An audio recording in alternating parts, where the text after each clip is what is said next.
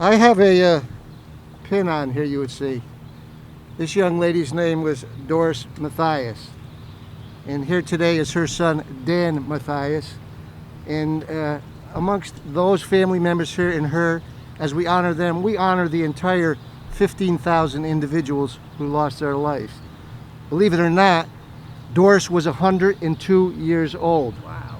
A very healthy 102 years old. She was going to be 103, and I hope Dan will show you, I know he will, the beautiful picture of her. Unfortunately, today, there was a president who once said that something that happened to this nation would live in infamy.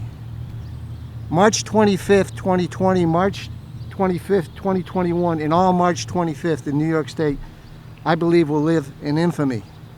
Because as has been said by our leader and Sue, that is the day that our governor put forth that March 25th executive order.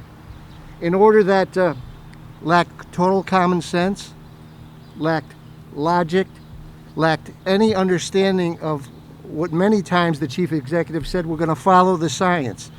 The science, I don't think in any way, and the medical professionals are saying that now, said that a very contagious virus, individuals who have that should be forced to go into our congregate nursing homes and other facilities, and as the governor actually said it himself, spread this virus like wildfire going through dry grass. And the other tragedy that relates to this is that not only did we have, at the end of the day, one of the worst tragedies in the history of New York State.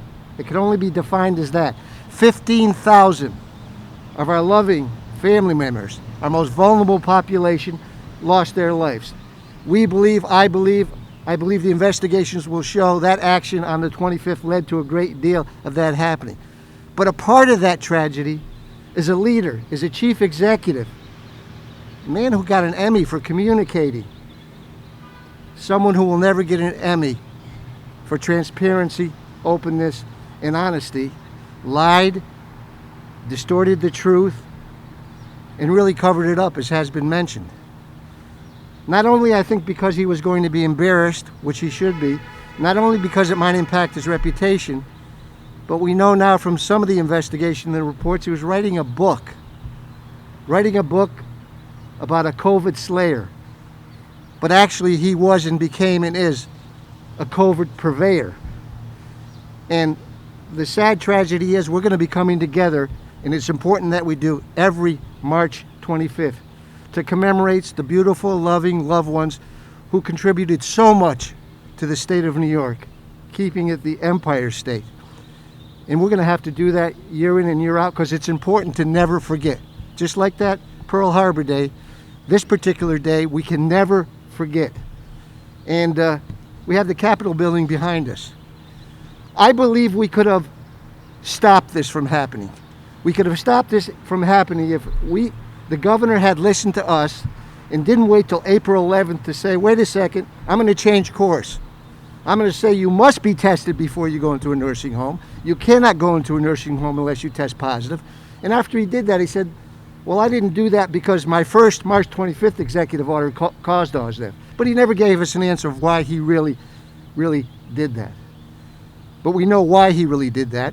But we did never and did not take away his emergency powers. And I have to tell you, to this day, we have not taken away his emergency powers. Today, I will be putting a bill on the floor, an amendment, to actually take away his emergency powers. Because the bill that was passed several weeks ago put in place the fact that those 60 executive orders, he can amend any one of those. Still has control of all those. And you know what he could do? Believe it or not, in this office right now, on that executive order that he repealed, the March 25th, he could put that back in place today if he wanted to. That illustrates that he still has those executive orders. So the way we can continue to honor these loved ones is to drill down, get the total answers, and take all those individuals to the place where they understand what they did, we understand what they did, and they pay the penalty, ultimate penalty. But today we say, God bless those who lost their lives. We will never forget you, and we will fully get the answers to the questions necessary. Thank you all for having me. Thank you, Senator. Thank you, Senator Tedisco.